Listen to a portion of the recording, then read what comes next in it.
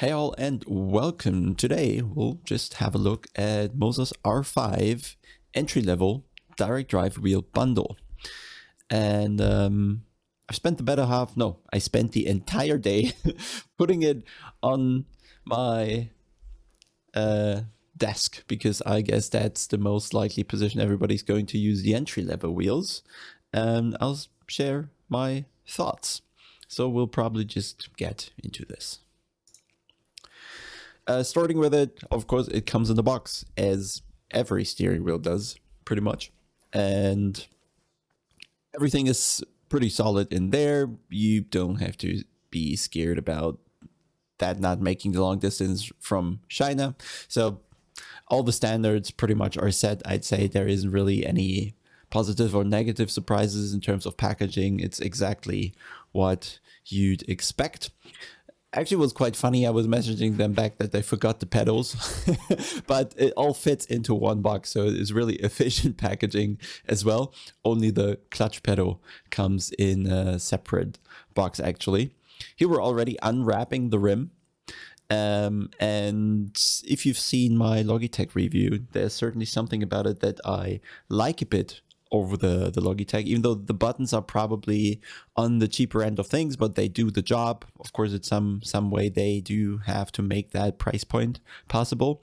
But for me, very important is always how soft is the grip around the steering wheel, how thick is the grip. Here you can see I have fairly large hands, but they fit around this rim nicely, so it's quite thicker than the Logitech. And the more important thing for me personally is that you can go into the material, but I show a couple examples in a second while you have an overview of like 18, I think it's 18 or 20 buttons plus the POV switch on the left side there. You get it with the layout that's somewhat Xbox, but also somewhat sim racing dedicated. So some buttons will show camera or pit limiter or wipers or neutral, something like that. And then there's more regular buttons in the center. The shifters do have some resistance, a clicky feel, but they sound like magnetic shifters. And I think they are even, but after the click, you still can move them a bit. Not really any issue for me, just it's not that rock solid end stop or so. It's a bit soft kind of end stop there. Here's the QR. You can see there's only a couple connector pins on the inside there. Interestingly, on the side of the base, this is solved a bit differently.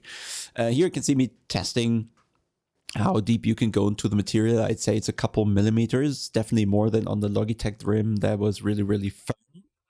And I guess this will be here, the MOZA one will be a little more comfortable over longer distances because your hands find easier grip when they can sink into the material a tiny bit. It's not too much, not as much as my custom rim that I have, but that's more than the Logitech. So if that matters for you, if you're into avoiding blisters, then that's certainly a consideration.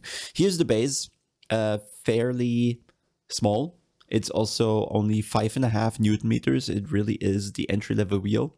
You can already see the connector there doesn't really have the female counterpart to the connectors of the rim. So this is somewhat working differently. And then you can see in this image here in this video, really in this clip, that how the axle kind of, you can feel going around those magnets. But once the base is running, it's completely smooth. Here's the base. You can see easily use it or swing it around with one hand, so it's not too heavy. Has a couple of connectors for all the stuff on the back. Here's a size comparison to a mouse and my trophy I got from BMW for last year's BMW Sim Live event. You connect the pedals directly with like a network connector. Would do the same for the MOZA Dash if you had it. Connects via USB to the PC, and the power plug is like a 4-pin connector. All this is really non-surprising. There's not much to say about this. So we move on. This then is the table clamp, and it has quite a big range. You have to do quite some screwing to open it. Definitely have to use the handle. Can't spin the silver port directly because it's greased a bit. but that makes it easier to turn. The gap there is roughly 7.5, 8 centimeters that you have, so your table can be rather thick. And on the bottom of the table clamp, there's a bit of a rubbery part that allows more friction with your desk. Mounting is done with 4 screws. You probably have to use your fingers a bit and the Allen keys. Allen keys are included in the package, but it would be nicer if you have a longer one available because they're not ideal to reach, and then you have to change position and grab a few times. Too little space to use the electric screwdriver, so I had to use my personal longer Allen key, which allows to screw them in at an angle. I think they're up to 25-30 degrees or so that helped a bit make that quicker. Having a look here at the quick release, it has like 6 of those pins at the top and 4 at the bottom. This is then how you know what's upside, what's downside. And then it clicks in just by pressing against it. So this is super easy, nothing you need to do. And you can see me rattling about here, moving it up and down. There's really zero play in the QR and the shaft that goes into the base. If there is any play, it's my desk and the clamp itself. You can see a little example here. You can see the rubbery part under the clamp. This itself is giving in a bit. So this is where some flex in this one direction is going to be. The QR, I only used it a couple of times, so maybe it's going to be easier to remove. Almost hit my head there. But I guess once you get the hang of it, should be easy to use as well. Also comes with a pedal set. They are non-load cell. The throttle pedal has a bit of a lighter spring. They are both Hall sensors, so there is a magnet with which the pedals define the position they are in. So it's not a potentiometer. Plenty of holes where you can adjust the pedals left and right. You can also adjust the height of the pedal plate at the very top. You can see here I need more fingers to press the brake down already in the default setting because the spring is a bit stiffer than that of the throttle pedal. Of course, you can fit the clutch, so it makes sense to move the brake more to the middle. Just have to remove a couple screws and then you can fit this. They also sent me this brake performance kit, which is another spring with a rubber, which is kind of a damper. So overall, this will increase the resistance of the pedals and makes them feel more like a load cell pedal without actually being one. I'll show you how to mount this real quick in a bit of a sped up video. It's fairly easy, straightforward. Maybe a little fiddly in the beginning once during mounting everything flew apart, but it's again, yeah, then also easy to put everything back together. Just put a shaft or a bolt through there so it stays in position. Then both sides receive a screw, and then it is already mounted. Yeah, I'm not a fan of finicky stuff, but this was very doable once I managed to actually look at the manual, and it's super easy. Then it just clicks in at the bottom. There's no additional thing to mount it.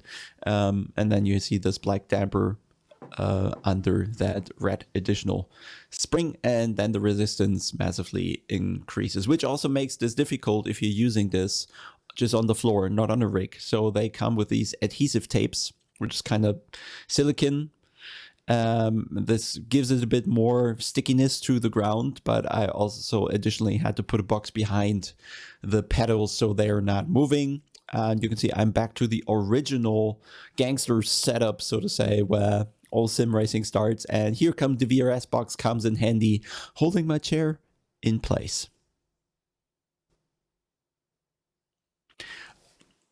Then when you turn on the base, Windows just very easily finds the device. It takes a couple seconds and Windows will let you know that everything is working just fine. The LEDs will come up, and then MOZA asks you to download their own software. This was fairly easy. Download, install, takes a minute and a half, and then everything is already fairly good to go. There's a light theme and a dark theme, which I've loaded now. There's a list of games for which they already have preset, and I think it covers mostly all games. The software is very intuitive, I have to say. Everything does make sense here, really. There's a lot of settings you can play with, so it really makes sense to look into each of them. But this is also probably geared towards the more the stronger wheelbases they have. There's a lot of preset stuff if you don't want to fiddle with all the settings. So you can load GT presets for various games, for example.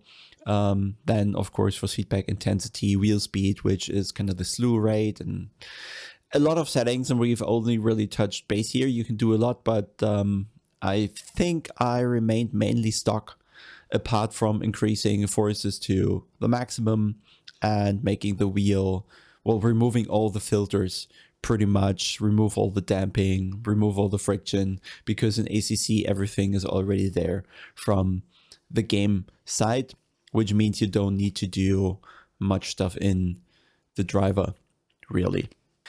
If you feel like it, there's a lot of customization possible. You can really dial in the forces to your liking, kind of a loot file, if you will. So you can adjust which forces you want to feel a bit more pronounced, which you're not interested too much. For whatever reason, this curve here, I could not adjust, but I guess there's a way to load some custom profiles into that as well. You could also adjust the end stops, for example, but we're already far too deep into the details here, I guess. Here you have an option to adjust the LED lights. So you can have them react to how high the RPM in the car actually are. Then you can adjust the curves of all the pedals as well to your liking, make them more sensitive at the bottom, less sensitive at the bottom, and vice versa at the top. Here again, there are a couple presets of typical curves you could use for pedals, but it's also fully custom adjustable with those 6 handles there that you can move up and down. Nice overview of all your hardware you have of MOZA and the state of the drivers, if they are up to date. There's one button that says update them all at once, which is fairly easy. You don't really have to worry about too much. And then I think we're done with the software side of things. Again, really no problem whatsoever. They're really intuitive. Going into the driving, I took the BMW because that's a car I know, and we went to Oulton because it's one of the tracks that has a lot of bumps, has some quick corners, and will certainly highlight any, well, pretty much the details the wheel can show or cannot show. The thing I mostly notice is that all the small forces, so all the road elevation changes, some bumps here and there, when you clip the curb or go over the grass, as I do here, or in this particular corner where you have to cut a lot, you definitely get this in the wheel. You can also see here in the overlay at the bottom how the wheel reacts to those kind of bumps. So all those kind of small forces, they are there, but they are only kind of a immersive feature. They don't really give you much in terms of the state of the car and which direction it's heading or how the weight shifts. That is more what the larger forces do, and I think this is also the point where the entry level, even the direct drives wheel, have a bit of a shortcoming, because with lower amount of forces, all this important stuff, I feel, where you really feel the load changes onto the front tires or off the front tires and how wild the rear comes around, this is where things are a bit weak, at least compared to the VRS base with 20 Newton meters that I'm using, which is 4 times as much as this MOZA base does, for example. But again, so this feels like that's a compromise that you have when you go for an entry-level direct drive wheelbase. You get a lot more detail that definitely is not available on any of the belt-driven or gear-driven wheels like the Logitech 923 or even the Fanatec's that are non-direct drive, or the Trustmasters. So direct drive really comes through in those tiny details, small bumps, etc. But where a lot of force matters, in the corners, in the load changes, in the fine feeling of the situation of the car, everything is there here with a 5.5 Newton meters, but it also at the same time feels a bit muted just because of the range of the forces not being as big as on a more powerful wheel. So of course there need to be compromises when you go for an entry-level wheel, and I feel this is mostly pronounced in those sections where I'm expecting a lot of high forces in high load situations with the car, and those load differences on the tires, they don't come through as good, of course, as on a more powerful base. Once you're done here with Oulton, we're also moving to a car that's more sensitive to drive, so we're going on to the Porsche on Barcelona, and also because I recently did a data pack there and had fresh data available in Popometer, so this is something we'll look into afterwards really shortly. With the Porsche, it really is the same thing. You get the vibration from the curbs, the road surface is clearly there when there's any bump or whatever. You do get the ABS feedback when you're really locking up, and also of course the curbs here or sausages, everything is clearly communicated. There's a lot of variety in the things you can feel with this wheel, and just in the high speed corners it would be nice to just have a wheel with more power. Let's look a little at my pedal inputs here, because I'm sitting on a, well, balcony chair to be fair, and because I couldn't use the pedals at their maximum range because they would be moving and the chair would be bending backwards. I went with something like 60% of what the sensor can provide, so to say, and therefore it's a bit sensitive, but we can see some sort of trail braking happening, and that is really just me not adapting that quickly to this non-load cell pedal. But the brake mod gives a good resistance and there's some room to play with. Of course it's not the same as my rock solid pedal that I usually use with zero travel, needing 50 to 60 kilograms to reach 100%, but it is still a reasonable amount of force eventually that you'll need to compress the spring and the damper to reach the 100% signal. You'll probably want to fiddle a bit with the curves the pedals provide, because it is still, the signal is still linear to the amount or to the distance the car is doing, to the travel, to the throw.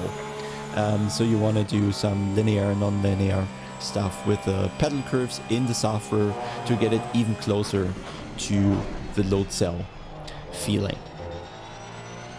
Then for the throttle pedal, really, I've never really felt any differences in terms of throttle pedals, so this comes as intuitive as all the others. It's fairly easy to hit exactly the point where you want to be. Never really have I had a pedal set where the throttle pedal was a concern. If anything, it was even on my housing belts where they had a damper installed on the throttle pedal, and this led to kind of a two-stepped feeling with different resistance in different areas of the pedal, and so I removed that damper, and this pedal here, the throttle pedal, is perfectly fine. As I said earlier, if you're more into road cars, not GT cars, then you can add the clutch pedal on top of that. Let's just finish the lap here, maybe one more attempt at the trail braking I'm trying to do. You can see there is some deliberation or some progression out of the brake, and also here you can see I do not just slam to 100%. there is a way for me to find brake positions that are between 0 and 100, so I think this can provide good fidelity if you're just getting started with sim racing, or if you're updating from your gear or belt driven wheel. Once we're over the line, I think I want to go over a bit to Popometer, really, because we can do a little comparison here, which should allow us maybe some insights. So if we just go for turn 1-3, I already loaded this up. You can see this is the lap times of the latest data pack, so 40-2. And this is what I managed today after a couple laps with this new MOZA hardware. It was 5 degrees warmer, so at least I should have probably done a 42 at some point, but again, would have needed more laps to really get used to the pedal. It's not so much about the steering wheel. It really is about the brake pedal. That is the most important part for any sim racer. And the more refined you can get your feeling to work with that pedal, the better you'll become. And for me, the switch from a load cell to a non-load cell is just quite large. So forgive me if I didn't manage to do the same time right away again. But if we look at it, breakpoint, of course, I can find that, go to 100%, and then you can see this is kind of 2-3 stepped way out of the pedal. If we look even a little closer here, this isn't too far apart. The red line indicates the MOZA wheel, everything in color is the MOZA wheel, and the black dotted lines are my Heusingveld pedal. And apart from the levels not matching, the way I move out of the pedal in a first step here initially on turn in, then holding it a bit there and then dropping entirely to 0 over a certain period of time, this looks already fairly similar. Just that I'm not as comfortable with it that so you can be in all the places that you need to be. Just needs a little more practice. Then if we look at turn 3, so the long right-hander, and I'm trying to see something in the signal where we can say, okay, this is maybe where a higher torque force feedback wheel comes in, and maybe we can see a few little movements that would indicate something, how good the fidelity is in comparison. And if we just go turn 2, go to turn 3 here, I dialed in the MOZA base to just about not have clipping, so I reduced the force feedback of ACC until the clipping almost stopped in, well, most of the cases. And then you can see that into turn 3 here, my speed might be different, but we're looking at the steering angle and how it develops throughout the corner. And you can see on entry, I definitely had a bit of a moment there on exit of turn 2, did my correction, and then got the car into the corner. If we look really closely, you can see those small up and downs here in the steering, which is pretty much the road surface giving some response to the front axle, which also means the force feedback isn't saturated yet, so we don't have any clipping in that situation. Maybe if you look really closely, maybe there are more smaller movements in the dotted line on my VRS base, but we're in such a small area already that it becomes hard to see. And this is really a good sign, because it means we do have the tiny detail available in just the 5.5 Newton meter base of the MOZA wheel. And I guess we can see the same thing here. Turn 4 and turn 5. Let's just check the exit here where you're really dancing the Porsche a bit. And you can see the same in and out of the steering is kind of visible here as you go over all the bumps that the exit of turn 4 in Barcelona has. Let's take a look at 5 just real quick. We don't really have to go through the full lap. Again, you can see those small details here and variations in the steering. I think really that's the important part, because that tells you the steering wheel is doing smaller movements on its own. These are not my hands. And usually if you compare to people who are driving on a gear or belt-driven wheel that is not direct drive, then you lose those small movements in the steering wheel or in the steering trace, because that's what the force feedback of those systems cannot deliver. This small stuff, those almost vibrations in the steering, this is what only direct drives can do, even if they are not that powerful. So this is the key element here. If you're looking for small details and immersion, this is what direct drive can deliver. If you're looking for all the load changes to be more pronounced, you are looking to have higher force feedback in general. So maybe, and this is probably the verdict in the end I am going to have, is that if you make the leap or make the decision to go for the direct drive bases in general, then maybe try to go one step higher. But if you're mainly or if you're happy, if you can already feel the load changes in the car, if you're happy with predicting how the car is going to behave in the next moment, and you are not relying too much on high forces of FFB communicating towards you, and you're only looking for the detail and immersion, then I think even the weaker direct drives can do a fantastic job here.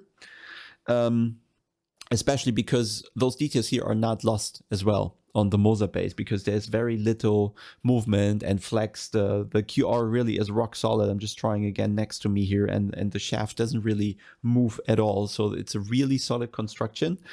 The only thing that could be improved potentially is the clamp, just because, well, something in the end will move when it's not designed to not move at all.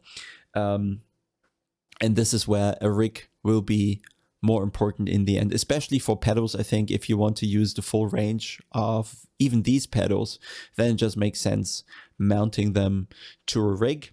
And if you're going for a rig already, then maybe you can just find the spare funds to maybe go for the R9 instead of the R5. But I yet lack the option to have driven the R9 to really tell you. So maybe that day comes eventually. And of course, I'll then let you know. So for now, this is a recommendation if you're just entering the direct drive space and you have really limited funds available. You get a lot of detail. You get a set with which you can certainly drive competitively, with which you have the fidelity to put the car where you need it. You have the range in the brake pedal to be wherever you need. Of course, it's different than a load set pedal. But if you want the higher forces, if you really want to get all the detail in the higher forces range, so the load changes, as I've been saying, then it might make sense to look into the R9 instead of the R5. But other than that, I don't really have any concerns with this base. And I'll leave you for tonight. Bye.